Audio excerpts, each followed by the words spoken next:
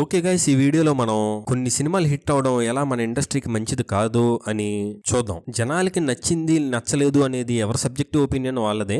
మేము ఈ వీడియోలో మెయిన్ గా ఫోకస్ చేసేది విషయం ఏంటంటే, కొన్ని మీడియోకర్ సినిమాలు హిట్ అవడం వల్ల ఆ ఇంపాక్ట్ డైరెక్టర్స్ మీద అండ్ ఆడియన్స్ మీద ఎలా ఉంటుంది అండ్ ఎలాంటి సిచ్యువేషన్ కి దారి తీస్తుంది అనే దాని మీద ఫోకస్ చేద్దాం. మీకు నేను చెప్పే సినిమా లిస్ట్ లో నచ్చుంటే వెల్ అండ్ గుడ్, దానిలో ప్రాబ్లం ఏం లేదు. బట్ ఈ సినిమా ఎందుకు ఎంత హిట్ అయింది అనుకునే బ్యాచ్ అయితే ఎస్, ఈ వీడియో మీకే. ఫస్ట్ సినిమా ఏంటంటే సర్కార్ వారి పాట. ఈ సినిమా హిట్ అని అడిగితే ఎస్, వికీపీడియా నాకు హిట్ అనే చెప్పింది. ఇలాంటి సినిమా హిట్ చేయడం వల్ల మనకు వచ్చిన పెను ప్రమాదమే ఫ్యామిలీ స్టార్. ఈ సినిమాలు చూశాక నాకు పరశురామ్ పేట్ల అనేవాడు అసలుకి one of the most non sensical director in Telugu cinema అనిపించింది. యాక్చువల్ గా అందరూ కొండనే ట్రోల్ చేస్తున్నారు, యాక్చువల్ గా ట్రోల్ చేయాల్సింది నేన్ని. సర్లేరు నీకెవరు సినిమా రిలీజ్ అయినప్పుడు బాబీ ఎంట్రా ఇంకా అలాంటి సినిమాలే తీస్తున్నాడు అనే బ్యాచ్ కూడా సర్కార్ వారి పాటని సపోర్ట్ చేశారు. సో ఆ డైరెక్టర్ ఫ్యామిలీ స్టార్ సినిమా తీయడంలో పెద్ద ఆశ్చర్యం లేదు.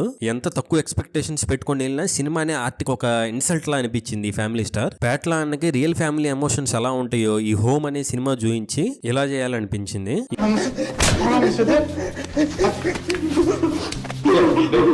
ఇంకో సినిమా ఏంటంటే Om Bheem Bush, most dumb film I seen in this whole year. అవును, మీరు అనొచ్చు వాళ్ళే silliest movie of the year అని చెప్పి ప్రమోట్ చేశారు కదా బ్రో, ఇంకేం ఎక్స్పెక్ట్ చేస్తావు అని. మీరు పడింది అలాంటి ట్రాప్ లోనే. ఆ పాయింట్ ని ఒక ఎక్స్క్యూజ్ గా తీసుకొని ప్యారడీ జానరా ని ఎక్స్ప్లాయిట్ చేసి సింపుల్ గా జనాల్ని పిచ్చినా కొడుకులు చేశారు. మళ్ళీ ఇలాంటి తోపు క్రిటిక్స్ ఏమో మూవీ తీసిన వాళ్ళ ఇంటెన్షన్ కూడా అదే, సెల్ఫ్ అవేర్లీ చీజీగా తీశారు, ఆ చీజీనెస్ తో ఒక ఎంటర్టైన్మెంట్ ఇవ్వాలని చూసారని చెప్పి ప్రమోట్ చేశారు ఈ సినిమాని. బ్రో, సెల్ఫ్ అవేర్లీ చీజీ మూవీస్ ఎలా ఉంటాయో నాకు తెలుసు బ్రో.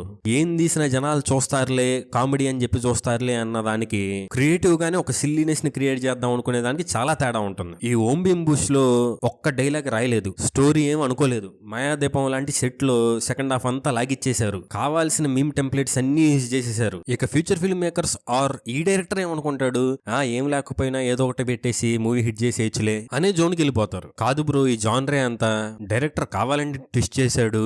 అవును, చాలా బాగా ట్విస్ట్ చేశాడు. ఎప్పుడు రేపు గురైన అమ్మాయి దయ్యం ఎందుకు అవ్వాలి, ఒక ట్రాన్స్జెండర్ కూడా అవ్వచ్చుగా అని చెప్పి బ్లోయింగ్ ఐడియాని ఇంప్లిమెంట్ చేసి ట్విస్ట్ చేశాడు. ఇంటెన్షనల్లీ సెల్ఫ్ అవేర్లీ చీజీ మూవీస్ అంటే అవి చీజీగా ప్యారడీ కైండ్ ఆఫ్ మూవీ లాగా ఉంటాయి అని మనకి తెలుసు. స్టిల్ మనకి అది చాలా ఎంటర్టైనింగ్ గా ఉంటుంది. లైక్ బౌ ఫింగర్ లాంటి సినిమా లేదా లైఫ్ ఆఫ్ బ్రయాన్. ఓకే, అక్కడ దాకా ఎందుకు, మన రీసెంట్ గా వచ్చిన మార్క్ యాంటనీ మూవీ తీసుకోండి. ఈ ఓం భీమ్ బుష్ లో ట్రైన్ చేసిన దానికన్నా ఆ మూవీలో టైం ట్రావెల్ అనే కాన్సెప్ట్ ని తీసుకొని చాలా సిల్లీగానే సూపర్ ఎంటర్టైనింగ్ గా కూడా తీశారు. ఓకే, నెక్స్ట్ ఫిల్మ్ ఏంటంటే రీసెంట్ సెన్సేషన్ తిల్లు స్క్వేర్. ఒక్కసారి నన్ను బూతులు తిట్టే ముందు ఒక్కసారి ఆలోచించండి in terms of story. Okay, story కూడా వద్దు, స్టోరీ టెల్లింగ్ ఆస్పెక్ట్ లో డీజే తిల్లు మూవీలో ట్రై చేసిన story beats and incredible black humour ని ఎక్కడ రీక్రియేట్ చేయలేదు. ఒక్క సీన్ లేదు అట్లాంటిది తిల్లు స్క్వేర్ లో. ఓకే, అలా ఉండాలి అని కూడా కాదు, జస్ట్ పార్ట్ 1 ఎందుకు హిట్ అయింది అని ఒక మైండ్ లో పెట్టుకుని జస్ట్ జనాలకి ఆ ఎలిమెంట్స్ ఉంటే చాలులే అని చెప్పి లాగిచ్చేశారు. Yes, Tillu is very funny, comic and cartoon kind of క్యారెక్టరే.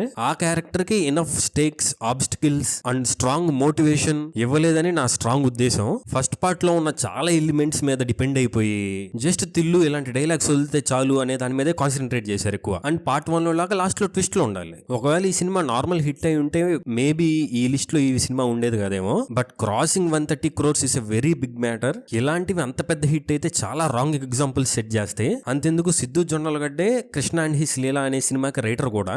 అలాంటి సినిమా జనాలు చూడలేదు, తిల్లు స్క్వేర్ అని చెప్పి నేను వెరీ క్యాజువల్ స్టోరీ టెల్లింగ్ తో సినిమా లాగిచ్చేస్తే 100 crores వస్తున్నాయి కదా అనే ఒక ఫీలింగ్ ఉంటుంది, నిర్లక్ష్య భావం లాంటిది. లాస్ట్ 20 minutes అయినా స్టోరీ టెల్లింగ్ లో ఏదైనా మ్యాజిక్ క్రియేట్ చేస్తారా అని చూస్తే లైక్ ఆ పాయిజన్ పెట్టిన సున్నుండని బాంబ్ అండర్ ది టేబుల్ అనే ఒక స్ట్రాంగ్ స్క్రీన్ రైటింగ్ టూల్ ని యూస్ చేస్తారేమో, దాని చుట్టూ ఒక కేయోస్ క్రియేట్ చేస్తారేమో అనుకున్నాను. అదేం లేదు, ఫస్ట్ పార్ట్ హీరోని తీసుకొస్తారు, so the start. Yes, story లేకుండా సూపర్ ఎంటర్టైనింగ్ గా కూడా సినిమా తీయచ్చు. The big Lebowski and recent గా వచ్చిన మలయాళంలో ఆర్ట్ అండ్ సినిమా. జస్ట్ ఒక రూమ్ లో 12 member క్యారెక్టర్స్ పెట్టుకుని 2.5 hours కంప్లీట్ ఎంగేజింగ్ గా తీశారు. ఇక్కడ what matters is story telling ability and creativity. అది మనకి లేదు అని నేను అనట్లేదు, అలా చేయాలనే ఇంటెన్షన్ కూడా మన ఫిల్మ్ మేకర్స్ లేదేమో అని అనిపించింది. ఇప్పుడు ఇలాంటి సినిమాలు హిట్ చేస్తే మళ్ళీ అలాంటి సినిమాని తీయాలనుకుంటారు కానీ క్రియేటివ్ గా ఆలోచించాలని ఎందుకు అనుకుంటారు. సో అందుకే నేను ఇలాంటి సినిమాలు హిట్ అవడం it's not a good sign for progressing of our Telugu industry అని నేను అంటాను. ఈ టాపిక్ మీద మీ ఒపీనియన్ ఏంటో కామెంట్ చేయండి.